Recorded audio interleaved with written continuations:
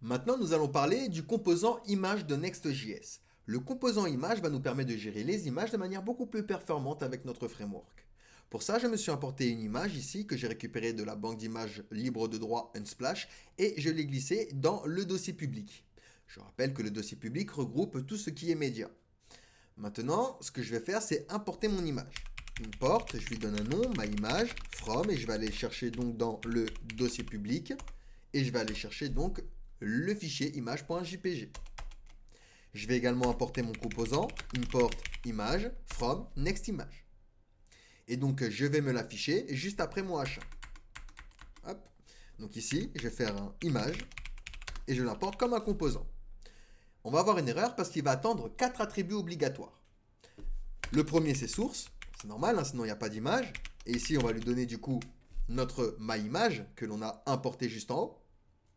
Il va attendre l'attribut width, même si on peut le styliser un peu plus tard en CSS. On va mettre ici 500 pixels. Il va attendre l'attribut height, donc ici pareil, je vais mettre par exemple 500 pixels. Et il va attendre également le texte alternatif, alt. Donc le texte alternatif, c'est pour les personnes qui ont besoin de liseuse d'écran pour scroller votre site. Il faut être explicite ici. Si vous avez un touriste dans la jungle en train de chasser des serpents, vous mettez touriste dans la jungle en train de chasser des serpents. Donc c'est bien pour le référencement SEO. Donc ici, par exemple, je voulais dire temple, temple chinois. Et donc ici, on a nos 4 attributs obligatoires. Sauf que, on peut rajouter d'autres attributs ici pour gérer les performances de nos images. Donc hop, on va se mettre ça comme ceci. Nickel. Et le premier attribut que l'on peut avoir, ça va être l'attribut size. Donc ici, je peux faire size est égal à, et donc on va lui dire max width ou min width, peu importe, max width de 500 pixels. Dans ce cas-là, tu vas faire sans viewport width ou alors 500 pixels. Donc ici, on va définir les tailles des images en fonction des conditions des media queries. Et cela permet donc d'optimiser le chargement de l'image en fonction de la taille de l'écran. On a également un autre attribut, alors là, je le mets simplement en commentaire, c'est l'attribut quality. Par exemple, je peux lui dire 80. Comme son nom l'indique, on va pouvoir gérer la qualité de l'image.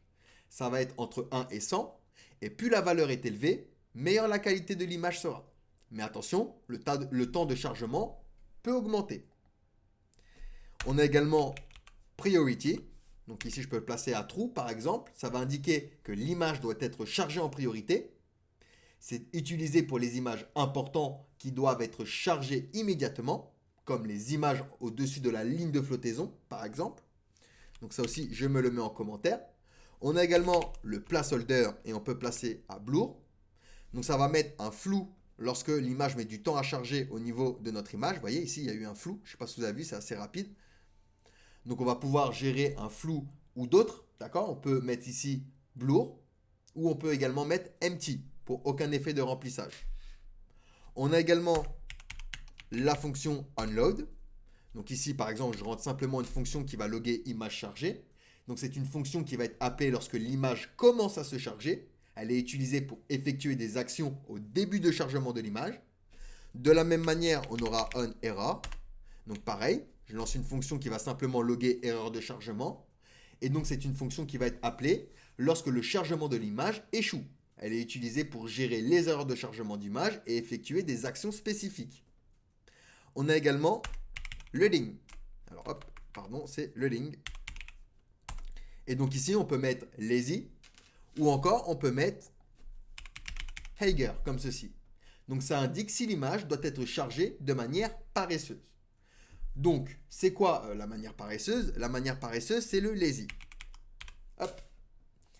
Le chargement paresseux, est une technique d'optimisation des performances utilisée pour le web pour différer le chargement du contenu non critique, comme les images, jusqu'à qu'il soit vraiment nécessaire. Ça veut dire quoi? Ça veut dire que les images ou d'autres ressources ne sont chargées que lorsqu'elles sont sur le point d'entrée dans la zone de visualisation de l'utilisateur, ce qu'on appelle le viewport. Et ensuite, on a le Heiger. Lui, c'est le chargement hâtif. C'est une technique où les images ou les autres sources vont être chargées immédiatement lors du rendu de la page, indépendamment de leur position dans la zone de visualisation de l'utilisateur. Et c'est une approche qui garantit que toutes les ressources sont disponibles dès que possible. Ça peut être utile pour les éléments critiques qui doivent être visibles immédiatement. On a également la possibilité d'entrer ici des URL d'images. Par exemple, je vais me diriger sur Unsplash, je récupère l'URL d'une image en faisant un clic droit, copier l'adresse de l'image. Et ici, je vais me faire une variable const image URL est égale, et donc je rentre l'URL que je viens de copier.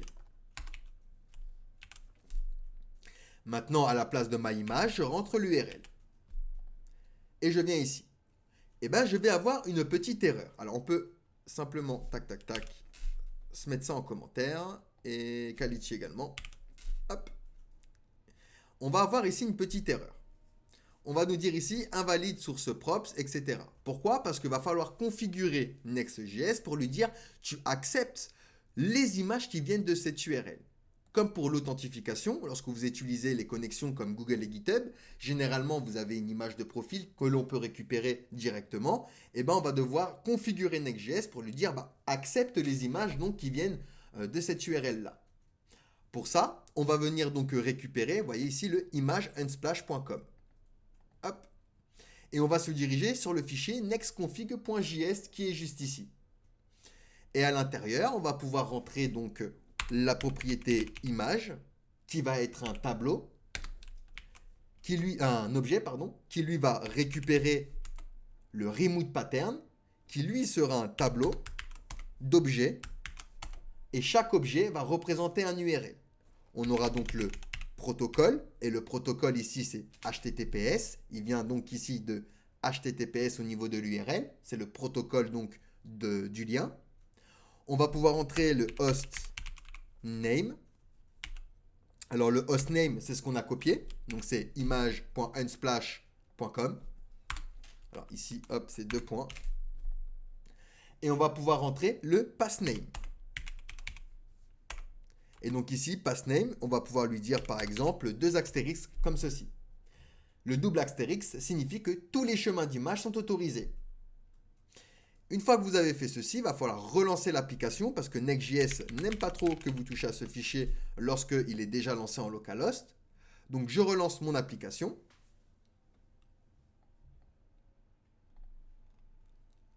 Alors, hop, on attend le lien localhost. OK, je clique dessus. Ça, on peut le fermer maintenant. Et ça, on va le réduire. Et donc ici, je ne vais plus avoir d'erreur. Je n'aurai plus d'erreur. Je vais avoir directement envoyé mon image. Parce qu'on a accepté, on a configuré Next.js pour lui dire tu acceptes les images qui viennent de cette URL. Donc ça, c'est très important à utiliser, notamment pour l'authentification. Ensuite, ici, on peut rajouter d'autres petites choses. On peut rajouter par exemple devise size. Et on peut rentrer par exemple des valeurs ici. Donc ça, c'est la taille de dispositif prise en charge pour le composant image. On a également image size. Donc lui, il va définir la largeur d'image spécifique pour la création des sources sets. On va également avoir format. Et donc ici, on va pouvoir rentrer les formats pris en charge. Par exemple, ici, on a le WebP, mais on aurait pu également rajouter hop. On aurait pu rajouter ici à vif. Et on a également la possibilité de rajouter le minimum cache TTL. Alors, oups, c'est le minimum cache TTL. On peut mettre ça par exemple à 60. Donc ça, c'est la durée de vie minimale du cache pour les images optimisées en secondes. Donc 60 secondes. Ici, je peux également rajouter le disabling static image. Par exemple, je le place à false. Ça désactive l'importation statique des images, comme l'import image from, hop, comme on a fait ici d'ailleurs, hop, juste ici, vous voyez, import my image from public, etc. On peut le désactiver. Ou alors, on peut autoriser le chargement d'images SVG avec notre API d'optimisation. Alors attention, ça c'est potentiellement dangereux. Et pour ça, on va faire un dangerous allow SVG et on peut le placer par exemple à false. Mais ça, c'est déprécié également. Je ne vous conseille pas de l'utiliser. Donc voilà pour le composant image qui nous permet de gérer les images de manière beaucoup plus optimisée avec Next.js. on va pouvoir non seulement le configurer dans le fichier next.config.ts, mais également utiliser des attributs directement avec notre composant image. Allez, posez-moi des questions si vous en avez, sinon nous pouvons passer à la suite.